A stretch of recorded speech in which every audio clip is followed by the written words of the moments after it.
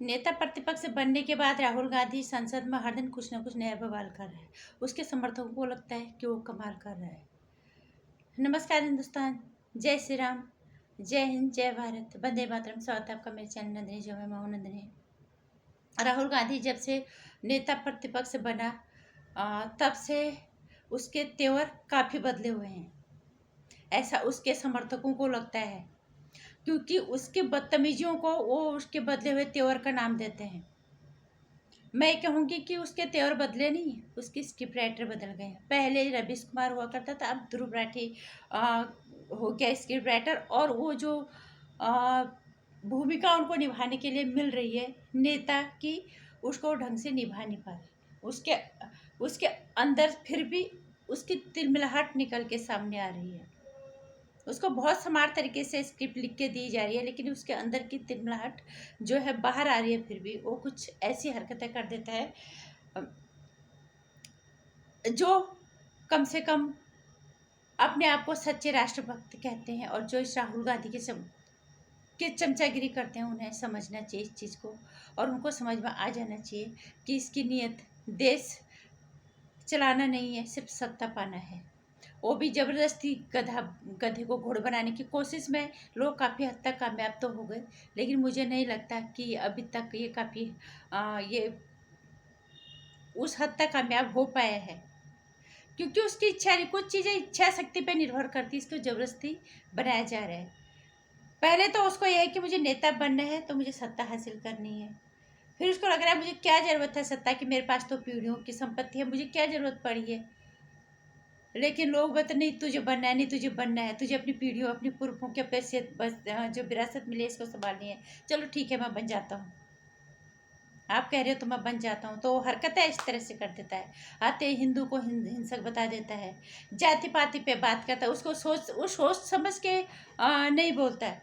जो भी उसको स्क्रिप्ट लिख के दे रहे हैं, और वो सोच समझ के बोलता नहीं कि मुझे बोल दिया गया है जाति पाति की जनगणना हम करेंगे। आते ही सबसे पहले तो हिंदू को इसने हिंसक बता दिया, और किसी जाति पे इसने उंगली नहीं उठाई, सिर्फ हिंदू पे उंगली उठाई कि हिंदू हिंसक है। उसके बाद वो कहता है, वो जाति पाति पे आ गया कि जिसने भी स्क्रिप्ट लिख के दी है उसने बोला होगा फूट डाल दो, राज करो।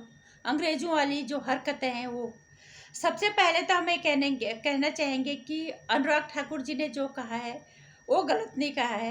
हालांकि काफ़ी हद तक वो गलत भी है, मैं कहूँगी कुछ हद तक वो गलत भी है, कुछ हद तक वो सही भी है। लेकिन जो मतलब उन्होंने कहा कि जिनको खुद की जाति नहीं पता, मैं कहना चाहूँगी कि ठीक है, उसकी जात जो भी है, एक जाना माना राजनीतिक घराना है, इतने सालों तक उन्होंने देश पे राज किया है। वो तो जात पात से काफ़ी ऊपर उठ गए। उनकी हैसियत तो है कि उनकी पीढ़ियाँ बैठ के खा सकती हैं। राहुल गांधी तो जात पात की बात इसलिए कह रहा है कि जाति पाति गरीब लोग हैं, उनको जात पात को जनगणना करके उनको ऊपर उठाएंगे। यहाँ पे जो कह रहे हैं कि राहुल गांधी की, जहाँ एक बात ठीक है उनकी कि उसकी खुद की क्या जात है। राहुल गांधी जात पात की बात मेरे ख्याल से देश को गरीबी से मुक्ति दिलाने के लिए बात कह रहा होगा। लेकिन उनको अनुराग ठाकुर जी ने भी सही कहा है कि तुम्हारी खुद की जात के। हालांकि वो राहुल गांधी ना तो दूध से हिंदू है ना वो वंश से हिंदू है, इसलिए उन्होंने बेबाक तरीके से हिंदुओं को हिंसक बता दिया। अगर ऐसा होता तो वो ऐसे क्यों बोलते। अगर वो अपने आप को हिंदू कहते, हिंदू के बारे में बोलने से पहले सोचता राहुल गांधी, नहीं सोचा उन्होंने। और उन्होंने जाति पाति, अब जो इनका ननिहाल है वो क्रिश्चियन है, वंश उनका मुसलमान है, वो कुछ भी लिख लें वो एक अलग चीज़ है, लेकिन वो उनका हिंदू से कहीं भी दूर दूर तक कोई नाता नहीं है। ये फैक्ट है। जगन्नाथ मंदिर में आज भी उनको प्रवेश की इजाज़त नहीं है।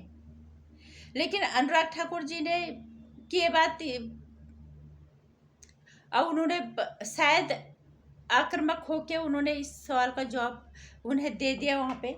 लेकिन ये राहुल गांधी का मतलब ये है कि जाति पाति जनगणना करा के हम गरीब मुक्त कराएंगे भारत को। ठीक है, आपकी बात को हम मान लेते हैं कि आप भारत को गरीबी से मुक्ति दिलाना चाहते हैं, लेकिन आप एक सवाल का जवाब दीजिए राहुल गांधी जी। 60 साल 70 साल देश पे राज करने के बाद आज आपको क्यों ध्यान आया कि देश में ओबीसी एससी कैटेगरी की जो लोग हैं वो गरीब हैं? इनकी गरीबी के लिए जिम्मेदार कौन है? बिना सोचे समझे जो आपको स्क्रिप्ट देता है ना, उसमें थोड़ा करेक्शन कर लिया करो।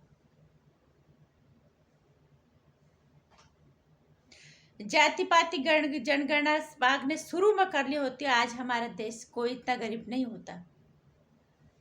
हर जाति का इंसान जो भी होता है उनकी आर्थिक स्थिति काफ़ी अच्छी होती है। इसके लिए जिम्मेदार सिर्फ और सिर्फ आपका खानदान है और कोई नहीं है, क्योंकि सबसे ज़्यादा जो है राज करने वाले आप ही हो हमारे देश पे, इन जातियों के ऊपर। और इन्हीं जातियों के नाम को धोखे में रख के आपने राज किया, धोखे से वोट लिया और आज उन्हीं के हितैषी बन के आ रहे हो। क्या जाति पाति का जन्म 2014 के बाद हुआ है? जो 2014 के बाद ओबीसी एससी कैटेगरी के लोग पैदा हुए हैं।